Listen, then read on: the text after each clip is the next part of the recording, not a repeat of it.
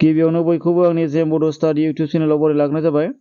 दिनैनि भिडिअ आङो लाबोदों HSLC 2024 नि पेपार 1 नि ग्रेड 4 नि कुइसननि एन्सारफोर। नोंथांमोना बेनिखायनो भिडिअखौ जोबजासिम नायलांबानो जाबाय। दा बाहाय बेयो जादों कुइसन बुकल क'डआ A मोन बियो। आङो दिनैनि भिडिअआव कुइसन नाम्बार 1 निफ्राय लानानै कुइसन नाम्बार 130 सिम गासिबो कुइसननि फिननायखौ होजोबगोन। बेखायनो नोंथांमोना भिडिअखौ जोबजासिम नायलांथार आरो नोंथांमोना नायलांबानो जाबाय। नोंथांमोननि होनायजों गोरोबना गोरोबाखै आरो एग्जाम होयिफोराबो नायनानै लानो हागोन। जोंना ग्रेड 4 नि आन्जादाव माबायदि कुइसन फैयामोन आरो नेक्स्टआव जुदि एग्जामफोर होयोबा आइडिया मोननाय बायदि। कुइसन नाम्बार 1 आव दङ, बाहाय सोंदों नै which word is the antonym of arable। दा बाहाय एरिबेलनि उल्था सोदोबखौ सोंदों। प्रनाउन्सिएसना एसे एनै गोरोन्थि जालांनो हागौ, अन्नानै निमाहा खालामबानो जाबाय। कुइसननि एन्सारा मा जायो बेखौ मोजाङै नायलांफाबानो जाबाय। दा बाहाय बिनि फिननाया जागोन अपसनफोरनि गेजेराव अपसन C। अपसन C आनो जागोन थार फिननाय। दा कुइसन नाम्बार 2 आव दङ choose the correct punctuation mark for the sentence। दा बाहाय गाहायाव माखासे जोंना सोदोब दङ, बे सोदोबनि बाथ्रा दङ, बे बाथ्रानि बाहाय गाहायनि अपसनफोरा बबेया जागोन बेखौ होनांगौ। दा बाहाय सोंदों नै have you seen my school bag। थारमाने बेयो जाहैगोन जोंना सोंनायसिन जानांगोन। बाहाय लास्टआव कुइसन मार्क जानांगोन, होमबा अपसना जागोन बेनिया अपसन C। अपसन C आनो जागोन बेनि थार फिननाय। दा कुइसन नाम्बार 3 आव दङ identify the appropriate collective noun for bees। दा बेरेनि जथाय मुंमाखौ सोंदों बाहाय। बेनि एन्सारा जागोन अपसनफोरनि गेजेराव अपसन B swarm।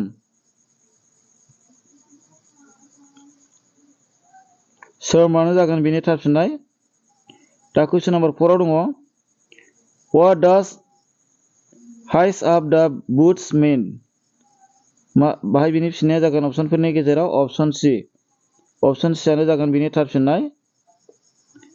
दा कुइसन नाम्बार 5 आव दङ identify the synonym of accurate। accurate नि गोरोबनाय सोदोबखौ लिरनांगौ। बाहाय बिनि फिननाया जागोन अपसनफोरनि गेजेराव अपसन D कारेक्ट जागौमोन बिनि फिननाया। नोंथांमोना जुदि आंनि जे बड' स्टाडि वाट्सएप ग्रुपआव जयन जायाखैबा जयन जानो हागोन। आङो नैबेनि PDF नि लिंकखौ बे वाट्सएप ग्रुपआव हरनाय जागोन, बेखायनो जयन जाबानो जाबाय। ओमफ्राय वाट्सएपनि लिंकखौ आङो डिसक्रिपसनाव होनाय जागोन, बेखायनो डिसक्रिपसनाव थांनानै जयन जाहैबानो जाबाय। दा कुइसन नाम्बार 6 आव दङ which is the correct spelling for an annual day date list। दा बाहाय बिनि कारेक्ट स्पेलिंखौ सोंदों। बाहाय बिनि फिननाया जागोन अपसनफोरनि गेजेराव अपसन B। अपसन B आनो जागोन बिनि थार फिननाय। दा कुइसन नाम्बार 7 आव दङ fill in the blank होनदों, माने लांदां जायगाखौ सुफुंनांगौ। बाहाय सोंदों Yasmin on paying the bill for her whole group होनदों। बिनि फिननाया जागोन अपसनफोरनि गेजेराव अपसन D। अपसन D आनो जागोन बिनि थार फिननाय। दा कुइसन नाम्बार 8 आव दङ which word in the following list is a bird। दा गाहायाव होनाय सोदोबफोरनि गेजेराव बबे मोनसेया bird बेखौ दिहुननांगौ। बाहाय बिनि फिननाया जागोन अपसनफोरनि गेजेराव अपसन A run। run आनो जाहैबाय bird।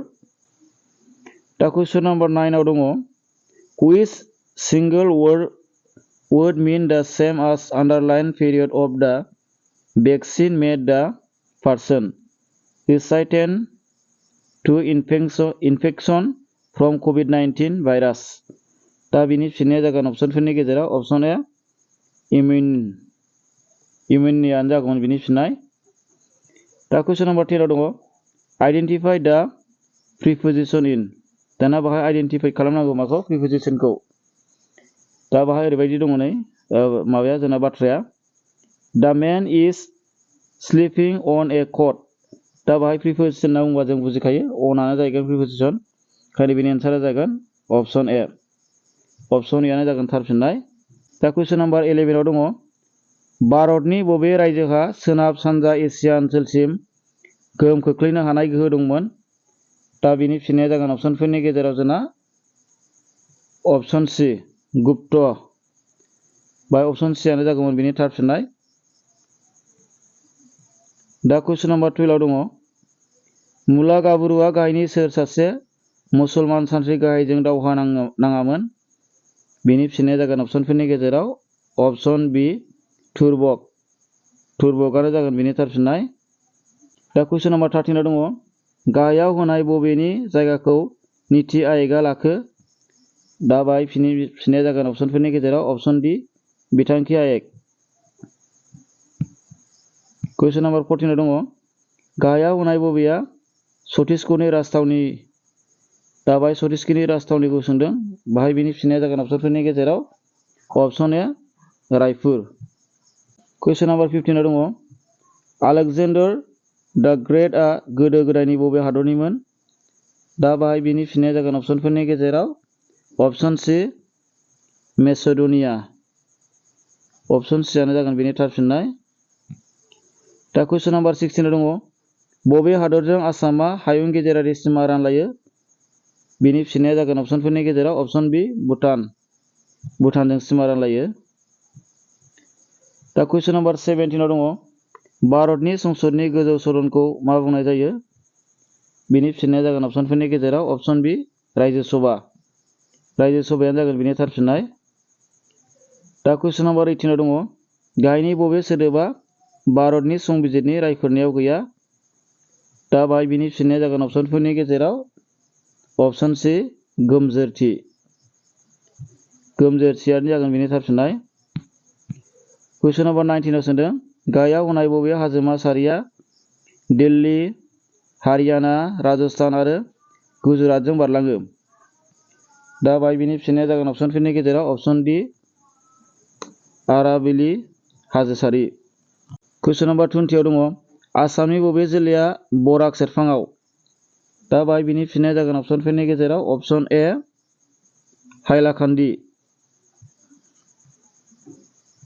कुइसन नाम्बार 21 दङ गुवाहाटी मुलुगसोलोंसालिनि गिबिसिन लेङाइगिरिया सोरमोन? लेङाइगिरिया सोरमोन होनदों बाहाय। दा बाहाय इंराजियाव दङमोन ना भाइस चेन्सेलर होननानै बुङो। बिनि फिननाया जागोन अपसनफोरनि गेजेराव अपसन डि कृष्णकान्त हन्दिकै। कुइसन नाम्बार 22 दङ बबे जन्त्रजों बारमण्डलारि नारथायखौ सुयो? दा बाहाय बिनि फिननाया जागोन अपसनफोरनि गेजेराव जोंना बारमण्डलारि नारथाय सुग्राया अपसन सि बेर'मिटार। बेर'मिटारानो जागोन बेनि थार फिननाय। दा कुइसन नाम्बार 23 दङ आलि आइ लिगांआ बबे हारिनि फोरबो? दा बाहाय बिनि फिननाया जागोन अपसनफोरनि गेजेराव अपसन बि मिसिं। मिसिं हारिनि।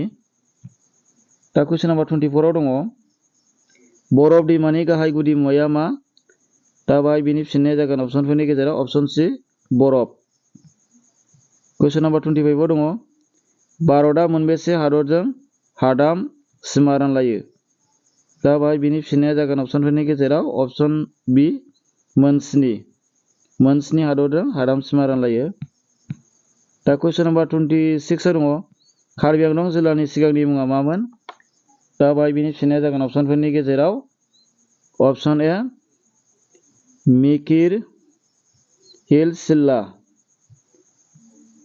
दा कुइसन नाम्बार 27 दङ मेकमोहन सीमाया बबे हादरफोरखौ बोखावो? दा बिनि फिननाया जागोन अपसनफोरनि गेजेराव अपसन सि भारत आरो भुटान भारत आरो चीन।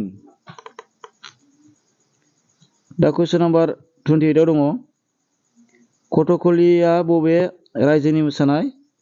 दा बिनि फिननाया जागोन अपसनफोरनि गेजेराव अपसन सि केरेला। केरेलायानो जागोन बिनि फिननाय। कुइसन नाम्बार 29 दङ गवा राजाया बबे हारिनि मुङावल' थानाय राजा? दा बिनि फिननाया जागोन अपसनफोरनि गेजेराव अपसन डि टिवा। टिवा हारिनि। कुइसन नाम्बार 30 दङ बबे हादरखौ इउरपनि ककपिट होननानै मिथिनाय जायो? दा बाहाय बिनि फिननाया जागोन अपसनफोरनि गेजेराव अपसन बि बेलजियाम। बेलजियामानो जागोन बिनि थार फिननाय। कुइसन नाम्बार 31 दङ गाहायनि बबे लैथो लामाया एसिया आरो इउरपखौ सुंजाबो? बिनि फिननाया जागोन अपसनफोरनि गेजेराव अपसन ए सुइस जाम्फै। सुइस जाम्फैयानो जागोन बिनि थार फिननाय। दा कुइसन नम्बर 32 दङ आसामनि बबे हारिया सख्लं खान्थिजों जुलि लायो? दा बिनि फिननाया जागोन अपसनफोरनि गेजेराव अपसन डि। अपसन डि आनो जागोन थार फिननाय आहमफोरा सख्लं खान्थिजों जुलि लायो। दा कुइसन नम्बर 33 दङ कुसिंआ रायजोनि हाजो स्टेशन। दा बिनि फिननाया जागोन अपसनफोरनि गेजेराव अपसन सि सोनाब बंग। कुइसन नम्बर 34 दङ गायनि बबे सासनगिरिया दिल्लीनि राज सिंहासनाव जदोंमोन? दा बाय बिनि फिननाया जागोन अपसनफोरनि गेजेराव अपसन सि रेजिया सुल्तान।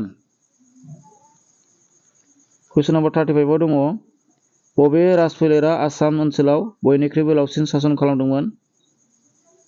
बेनि फिननाया जागोन अपसनफोरनि गेजेराव अपसन ए आहमफोर। कुइसन नम्बर 36 दङ भारतनि संबिजिरनि रायख'नायखौ मा होनो?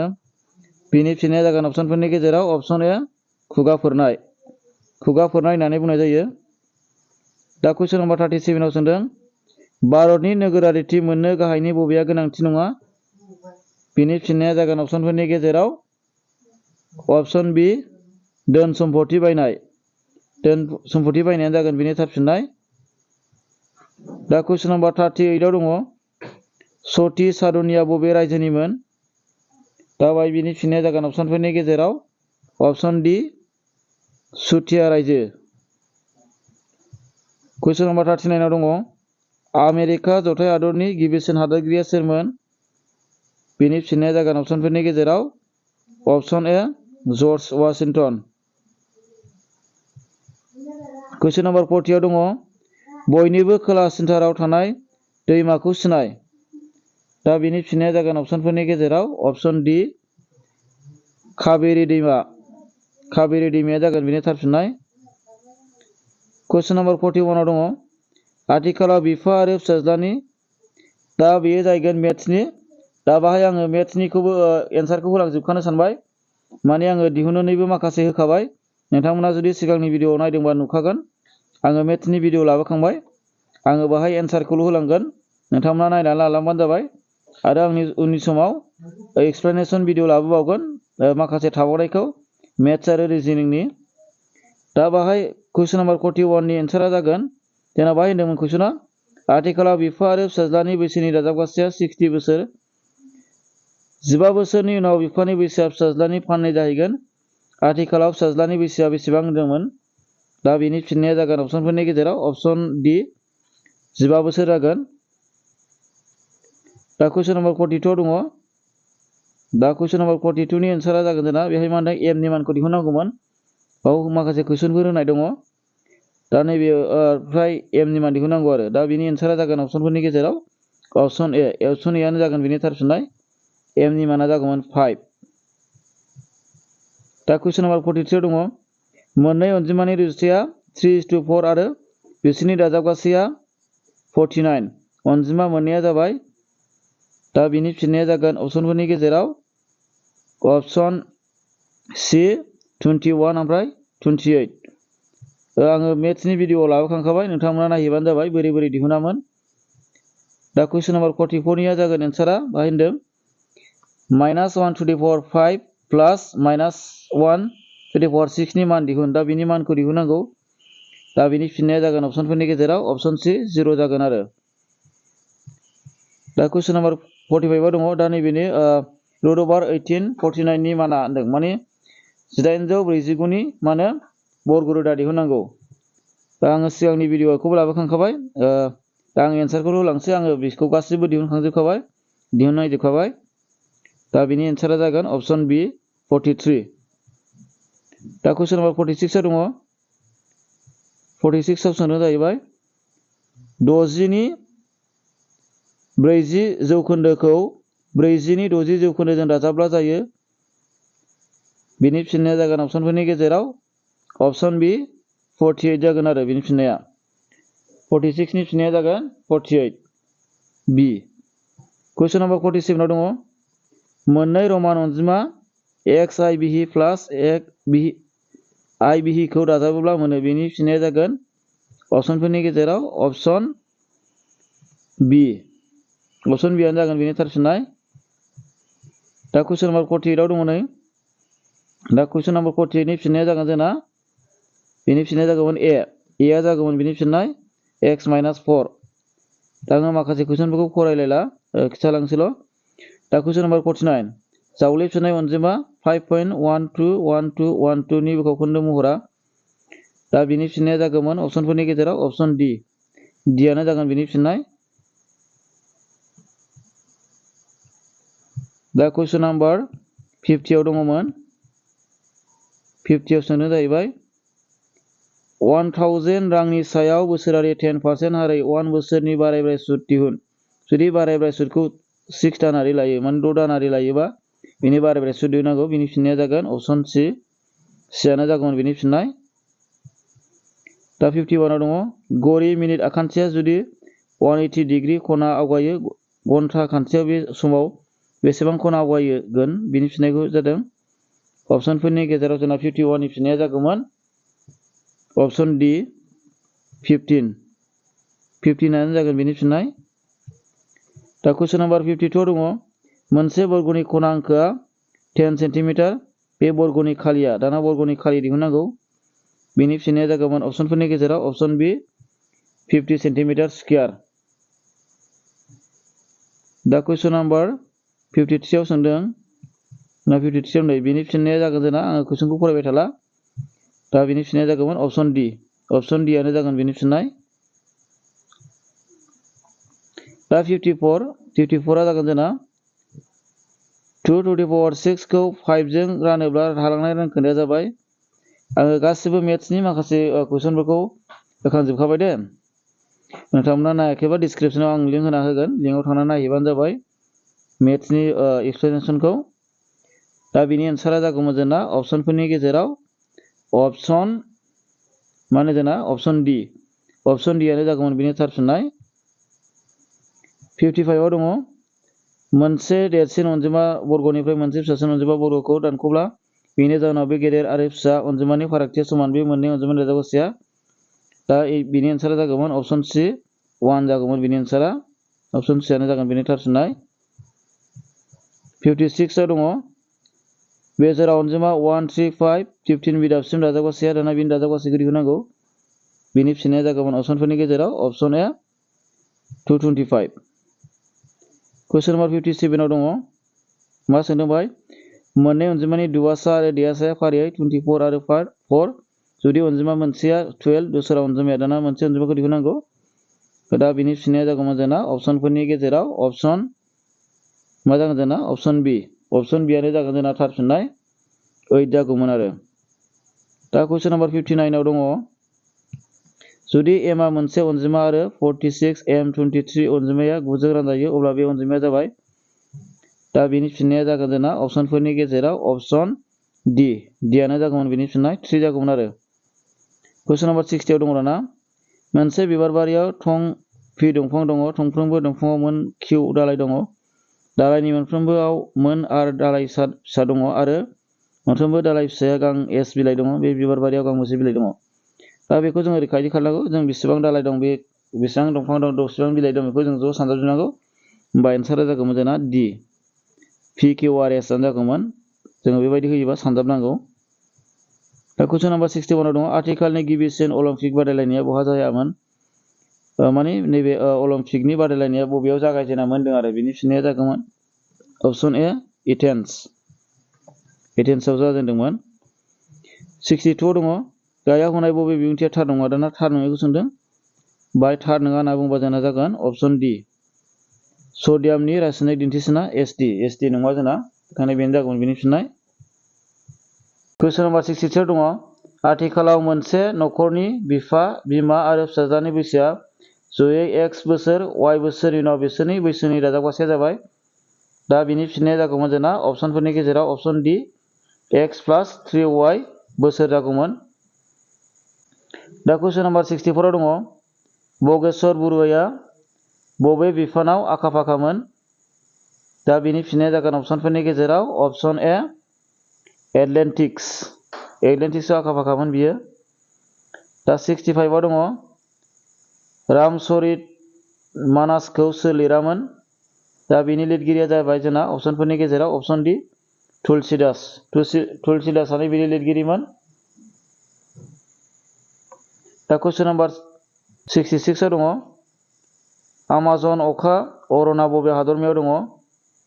दा बिनि फिननाया जागोन जोंना अपसनफोरनि गेजेराव अपसन डि खोला आमेरिकायाव दङ। दा कुइसन नाम्बार 67 आव दङ गायाव होनाय बबेया गाइखेर दाखा जाहोयो? दा बिनि फिननाया जागोन अपसनफोरनि गेजेराव अपसन बि लेक्ट'बेसिलासआनो जागोन बिनि थार फिननाय। कुइसन नाम्बार 68 आव दङ अरिगामि होननाय रोखोमसे लेखा बिलाइ थुनायनि आरिमुआ निफ्राय ओंखारबोदों? दा बिनि फिननाया जागोन अपसनफोरनि गेजेराव अपसन सि जापाननिफ्राय ओंखारबोदों। दा कुइसन नाम्बार 69 आव दङ पर्बतिया दरखंआ बबे नोगोरनि खाथियाव दङ? दा बिनि फिननाया जागोन अपसनफोरनि गेजेराव अपसन बि तेजपुर खाथियाव दङ। कुइसन नाम्बार 70 आव दङ इन्ड'नेसियानि खावरिया मा? बा इन्ड'नेसियानि खावरिखौ सोंदों। दा बिनि फिननाया जागोन अपसनफोरनि गेजेराव अपसन सि रुपियानो जागोन बिनि फिननाय। कुइसन नाम्बार 71 आव दङ बबे हादोरखौ सानजौगानायनि हादोर होननानै बुङो? दा बिनि फिननाया जागोन जोंना अपसनफोरनि गेजेराव अपसन बि जापानानो बिनि फिननाय जागोन। कुइसन नाम्बार 72 आव दङ रबीन्द्रनाथ ठाकुरनो थुनलाइयाव नबेल बान्थाखौ मानि थाखाय होनाय जायो एबा मानि थाखाय होनाय जादों होननानै सोंदों बाहाय। दा रबीन्द्रनाथ ठाकुरनो थुनलाइयारि नबेल बान्थाखौ मानि थाखाय होनाय जादों होनना बुङोबा बिनि फिननाया जागोन जोंना अपसन सि गीतांजलि बिजाबनि थाखाय होनाय जादों। कुइसन नाम्बार 73 आव दङ जोंना 73 आव मा दङ दावहा समाव भारतनि सान्थ्रि हान्जानो होग्रा जौसिन गिरोङै बान्थाया? दा बाहाय बिनि फिननाया जागोन जोंना अपसनफोरनि गेजेराव अपसन बि मा जागोन परमबीर चक्र जागौमोन। कुइसन नाम्बार 74 आव दङ मावगोन नङाब्ला थैगोन स्ल'गान गोनां आगस्ट बिग्रायथाया बबे सोमावसारनायनि सोमोन्दै दङ? बेयो फिननाया जागोन बेनिया अपसनफोरनि गेजेराव अपसन बि भारत नागार सोमावसारनाय। कुइसन नाम्बार 75 आव दङ बबे हादरनि फिरफिलायाव ड्रागन दं? दाना बबे हादरनि फिरफिलायाव ड्रागन दं होनना बुंबा बिनि फिननाया जागोन अपसन ए भुटान हादरनि फिरफिलायाव ड्रागन दङ। कुइसन नाम्बार 76 आव दङ मानसिनि खुगायाव थानाय जंफार हाथाइखौ मा होनो?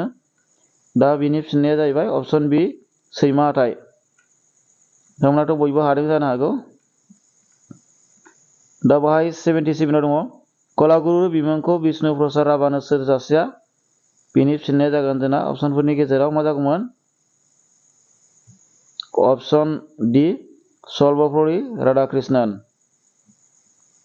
कुइसन नाम्बार 78 आव दङमोन सन्ध्या ललिता आरो कान्ता दैसानि लोगो नांनाय जायगायाव गाहायनि बबेयाव दङ? दा बिनि फिननाया जागोन जोंना अपसनफोरनि गेजेराव अपसन ए बशिष्ठ आश्रम गुवाहाटि साखाथियाव यानो जागोन बिनि फिननाय। दा कुइसन नाम्बार 79 आव दङ 2022 मायथाइनि 1 जानुवारि खालिनिफ्राय गाहायनि बबे आसामनि बाहागो नङा? दा बेहाय आसामनि बाहागो नङैखौ सोंदों। दा बेनि फिननाया जागोन अपसनफोरनि गेजेराव अपसन डि सोनाब आसाम। कुइसन नाम्बार 80 आव दङ गुजरात सरदार सरोवर बान्दोनि खाथियाव दैखांजानाय मुसुखानि मुङा मा? दा बेनि फिननाया जागोन अपसनफोरनि गेजेराव अपसन सि स्ट्याचु अफ इउनिटि। दा कुइसन नाम्बार 81 आव दङ 2017 मायथाइनि डकलाम जाथायाव बबे हादरा भारतजों सरजाबफाजादोंमोन? दा बेनि फिननाया जागोन अपसनफोरनि गेजेराव अपसन ए चीनआनो जागोन बेनि फिननाय। दा कुइसन नाम्बार 82 आव दङ गाहायनि बबे सल'माखौ कान्चन बरुआ लिरामोन? दा बिनि फिननाया जागोन अपसनफोरनि गेजेराव अपसन बि असीमत जार हेराल' सिमा। दा कुइसन नाम्बार 83 आव दङ जुथाइ हायुंनि सोलोंथाइ बिगियानारि आरो हारिमुवारि आफाद इउनेस्क' बुहुमनां दोरों जायगानि फारिलाइयाव गाहायाव होनाय बबे जायगाखौ सोसननाय जादों? बिनि फिननाया जागोन अपसनफोरनि गेजेराव अपसन ए चराइदेव मैदाम। कुइसन नाम्बार 84 आव दङ असमिया थुनलाइयाव सोरखौ एकुत ककाइदेव होननानै मिथिनाय जायो? बिनि फिननाया जागोन दाना अपसनफोरनि गेजेराव अपसन डि कमलाकान्त भट्टाचार्य। कुइसन नाम्बार 85 आव दङ गाहायनि बबे बेरखां फालांगि हानजाया आथिखालाव गैला? बिनि फिननाया जागोन अपसनफोरनि गेजेराव अपसन सि आनो जागोन बिनि फिननाय। मा दं अपसन सि आव? इस्ट वेस्ट बेनो जागोन फिननाय। कुइसन नाम्बार 86 आव दङ डेभिस कापखौ बबे बादायलायनायनि थाखाय गेलेयो? दा बिनि फिननाया जागोन अपसनफोरनि गेजेराव अपसन सि लन टेनिसआनो बिनि फिननाय जागोन। कुइसन नाम्बार 87 आव दङ मानसिनि देहायाव सान्दुङा बबे भिटामिनखौ सोरजियो? बिनि फिननाया जागोन अपसनफोरनि गेजेराव अपसन सि भिटामिन डि। कुइसन नाम्बार 88 आव दङ हरिहर जाय हक्का होननानैबो मिथिजायो आरो बिनि फंबाय बुक्का रायआ बबे रायजोखौ गायसनदोंमोन?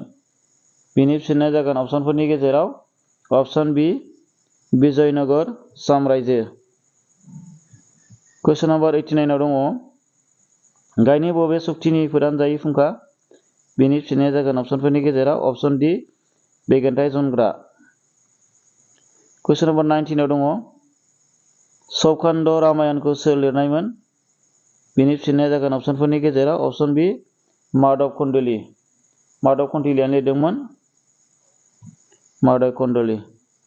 कुइसन नाम्बार 91 आव दङ गाहायाव होनाय बबे हादरा जुथाइ हायुं रैखाथि आफादनि जुगामि सोद्रोमा नङा? बिनि फिननाया जागोन अपसनफोरनि गेजेराव अपसन सि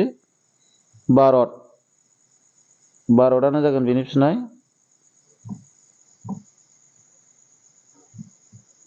दा कुइसन नाम्बार 92 आव दङ गाहायनि बबे सावथुनखौ 2023 मायथाइयाव हगारनाय जायाखै?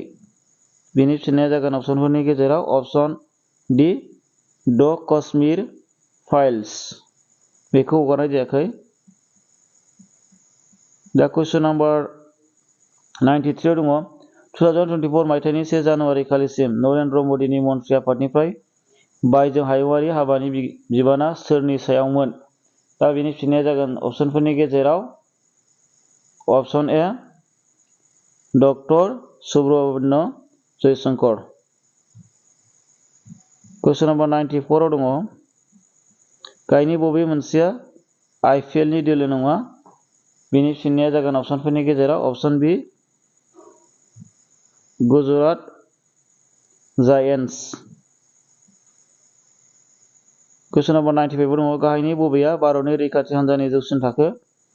बिनि फिननाया जागोन अपसनफोरनि गेजेराव अपसन बि लेफ्टिनेन्ट जेनेरेल। कुइसन नाम्बार 96 आव दङ बबे हांखोफोरजों लाना जायगाया आबुं खालामजागोन? माने बे जाहैबाय जोंना माने रिजनिंनिमोन बियो। बे रिजनिंनि कुइसन। दा बिनि फिननाया जागोन अपसनफोरनि गेजेराव अपसन सि आनो जागौमोन बिनि फिननाय। कुइसन नाम्बार 97 आव दङ बिबुंथिफोर 1 आव दङ नोगोरमा नङै नोगोरारिफोरा जोंनि हादराव मोब्लिब एंगारनायनि जुनाव गोबावनिफ्रायनो दुखु सहायनो जागासिनो। 2 आव दङ जुदि सरकारा मोब्लिब गोहोनि आंखालखौ सुफुंनो हायाब्ला मोब्लिब एंगारनाया नोगोरमाफोरनिसिम एरायलांगोन। दा बिनि फिननाया जाबाय अपसनफोरनि गेजेराव अपसन बि आनो जागोन बिनि फिननाय।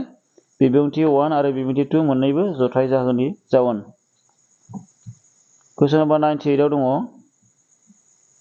दा 98 निया फिननाया जागोन अपसनफोरनि गेजेराव अपसन ए आनो जागौमोन बिनि फिननाय। हार्मिट जागौमोन आरो बिनि फिननाया। 99 आव दङ बिनि फिननाया जागोन अपसनफोरनि गेजेराव अपसन डि आनो जागोन बिनि फिननाय 99 निया। कुइसन नाम्बार 100 आव दङ बेनि फिननाया जागोन आङो बेफोरबायदि भिडिअखौ सिगाङाव रिजनिंनि भिडिअ लाबोखांबाय नोंथांमोना नायदोंब्ला हागोन सोदोब बिहुंनि बियो दा माने ओरैनो गाहायाव होनाय सोदोबफोरनि गेजेराव बबे सोदोबा मानगोनां इंराजि सोदोब बिहुङाव उनसिनाव नुजागोन उनसिनाव थानायखौ जोङो नायनांगौ दा जोङो नायोबा नुयो बाहाय अपसनफोरनि गेजेराव थार फिननाया अपसन डि आनो जागोन बेनि फिननाय कुइसन नम्बर 101 आव दङ दा बेनि फिननायाबो जागोन अपसनफोरनि गेजेराव अपसन डि आनो जागोन बेनि फिननाय आङो बेबायदि रिजनिंनि माखासे सोंलुफोरखौ लाबोबावखागोन उननि भिडिअआव नोंथांमोना नायब्लानो जाबाय कुइसन नम्बर 102 आव दङ द' मोखां गोनां डाइस उल्था मोखांफोर थानाय बिन्दोनि दाजाबगासैया जेब्लायबो 7 मोनब्रै एखे डाइसखौ खुबैनायाव गोजौनि मोखांफोरा 3 3 2 6 दिन्थिदों गाहायनि थानाय मोखांफोरा दाजाबगासैया दा बेनि फिननाया जागोन अपसनफोरनि गेजेराव अपसन बि 14 बेनो जागौमोन एन्सारा दा कुइसन नम्बर 103 दङ लांदां जायगा मा आबुं खालामजागोन दा बेहाय लांदां जायगायाव मा जागोन बेखौ दिहुननांगौ बेनि फिननाया जागोन अपसनफोरनि गेजेराव अपसन डि 20 जागोन बेनि फिननाया अपसन डि आनो जागोन बेनि फिननाय दा कुइसन नम्बर 104 दङ माइकेला आनजाद हैनो मुलुगसोलोंसालियाव थांनांगौ बेयो सानजानिफ्राय ओंखारबोनानै मोनसे लामा सुंजाबनायाव सौफैबाय आखिथिं लामाया रेल स्टेशनाव थाबथाहैयो थोंजों लामाया मिउजियामाव सौहैयो मुलुगसोलोंसालिया बबे दिगजों दा बेनि फिननाया जागोन अपसनफोरनि गेजेराव अपसन डि साहा जागोन दा कुइसन नम्बर 105 आव दङ बेसे मिलिग्रामजों 1 किल'ग्राम जायो बेनि फिननाया जागोन option D 10 to the power 6 question number 6 आव दङ गाहायनि बबे सोदोबाव मोनब्रैनि खमा गारा हांखो दङ मोनब्रैनि खम गारा हांखो दङ होनना बुंदों दा बेनि फिननाया जागोन अपसनफोरनि गेजेराव अपसन ए 106 निया ए आ जागोन प्रमोशन जागोन आरो कुइसन नम्बर 107 आव दङ 107 आव बेनि फिननाया जागोन अपसनफोरनि गेजेराव अपसन सि 19 जागोन बेनि फिननाया सावगारियाव मोनबेसे बर्ग नुनो मोनो होनदोंमोन दा कुइसन नम्बर 108 आव दङ गाहायनि बबेया गुबुनफोरनिफ्राय जुदा दा बाहाय बेनि फिननाया जागोन अपसनफोरनि गेजेराव अपसन बि आनो जागोन बेनि फिननाय कुइसन नम्बर 109 आव दङ साथाम लोगोफोरनि ज'नि जादारन जायनि जोनोम साना सासेयावनो बैसोआ ज'यै 84 बोसोर बोसोरब्रैनि सिगां बिसोरनि बैसोआ ज'यै बेसेबां बेनि फिननाया जागोन अपसनफोरनि गेजेराव अपसन ए 72 बोसोर कुइसन नम्बर 10 आव दङ फिलाटलिया माजों सोमोन्दो गोनां बेनि फिननाया जागोन अपसनफोरनि गेजेराव अपसन बि डाक टिकेट बुथुमनायानो जागोन बेनि फिननाय कुइसन नम्बर 111 आव दङ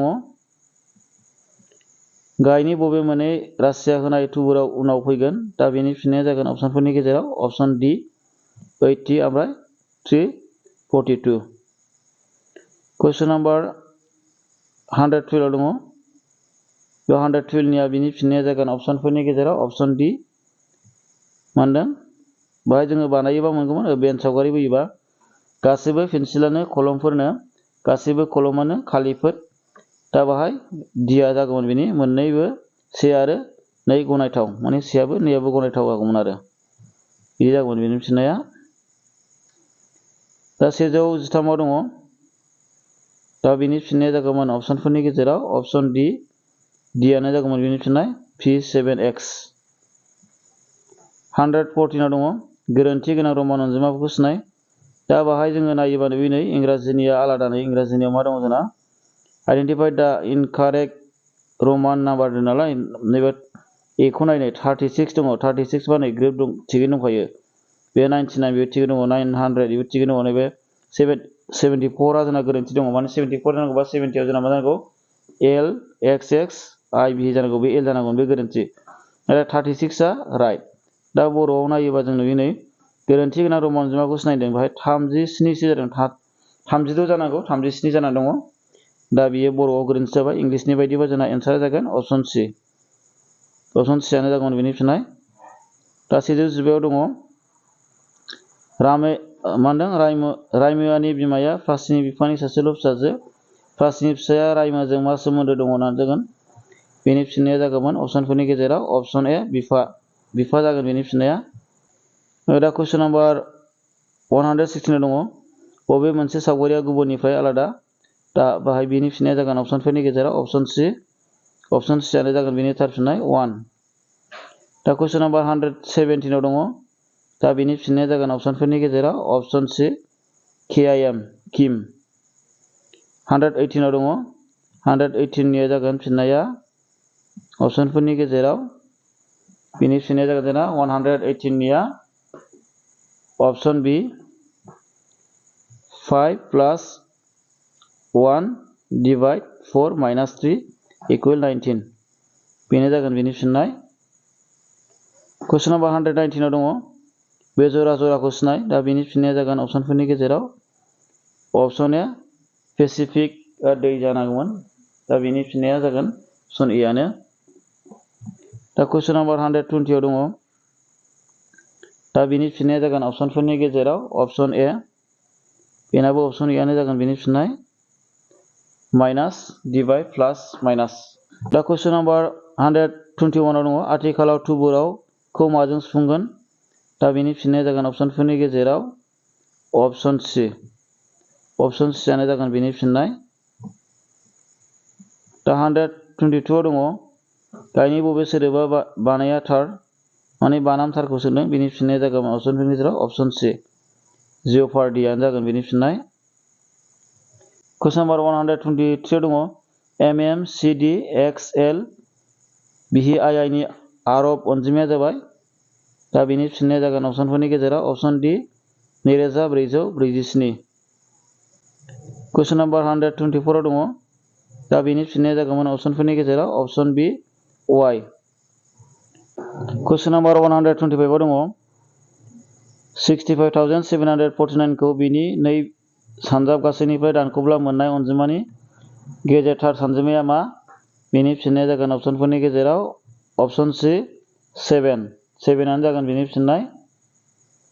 दा कुइसन नाम्बार 126 दङ सानजौफुनि 3:15 राजा रेलगारि गाखोहैदोंमोन 24 घन्टा सेवारियाव समा बेसेबां जागोन दा बेनि फिननाया जागोन अपसनफोरनि गेजेराव अपसन बि 15 घन्टा। दा बाहाय कुइसन नाम्बार 127 दङ दा बाहाय बेनि फिननाया जागोन अपसनफोरनि गेजेराव अपसन डि आ जागोन बेनि फिननाय। 28 दङ 28 निया फिननाया जागौमोन अपसनफोरनि गेजेराव बाव सोदों नै 8, 9, 3, 6, 2, 1, 7 नि गासैबो सानजिमाफोरखौ लानानै दानो हानाय बयनिख्रुइ दुइसिन अनजिमानि गेजेर थाराव थानाय सानजिमाया मा बेनिया गेजेर थाराव थानाय सानजिमाया जागौमोन 6 आनो जागौमोन बेनि फिननाय। 129 दङ 129 जागोन बेनि फिननाया अपसनफोरनि गेजेराव अपसन डि आनो जागोन बेनि फिननाय 6 सेन्टिमिटार जागौमोन 129 निया। 130 दङ गायनि बबे सोदोबा जरा फारिजों थाग्रा हांखो गैया दा बेनि फिननाया जागोन अपसनफोरनि गेजेराव अपसन बि फार्नार आनो जागोन बेनि फिननाय। कुइसन नाम्बार 131 दङ दा बेनि फिननाया जागौमोन अपसनफोरनि गेजेराव 131 निया सि आनो जागोन बेनि फिननाय 50 जागौमोन आरो। 132 दङ गायनि बबे एखे थुबुरनि नङा दा बाहाय बेनि फिननाया जागोन अपसनफोरनि गेजेराव अपसन ए माने नोगोद रांजों होनाय माने गासिबो नैबे मबाइल बेंकिंआनो दा डेबिट कार्डआनो दा नेट बेंकिंआनो दा बिसोर अनलाइन जाजोब्बाय ओमफ्राय नोगोद राङा जाहैबाय केस जाहैबाय। कुइसन नाम्बार 133 दङ गायनि बबे सोदोबखौ कार्बहाइड्रेटनिफ्राय दिहुननो हाया दा कार्बहाइड्रेटनिफ्राय दिहुननो हायै सोदोब होनना बुङोबा जोंना अपसन डि हाइपार। दा आङो बिसोरबायदि सोंलुफोरखौ सिगांनि भिडिअआव लाबोखादों नोंथांमोना जुदि नायदोंबा हाखादों जानो हागौ। दा हाइपाराव जोंना मानो थाखाय जाया होनबा बाहाय जोंना हाइपाराव मा दं पि दं बाहायथ' पि गैया नालाय ओंखायनो जायासै बेयो। 134 दङ दा बाहाय होनदों गायनि बबे जाथाय फारिया होनाय सोदोबजों ओंथि गोनां खालामगोन दा 134 निया फिननाया जागोन अपसन ए आनो जागौमोन बेनि फिननाय। दाना जोबथारनायाव 135 दङ वाटारनि क'डआ 67 ड्रिंकनिया 56 रिभारनि क'डआ बेसेबां होननानै सोंदों दा बाहाय बिनि फिननाया अपसनफोरनि गेजेराव अपसन C 72। दिनैनि भिडिअआ बेखिनियानो। भिडिअखौ जोबजासे नायनायनि थाखाय साबायखर आरो उननि भिडिअआव लोगो मोनलायफिनगोन।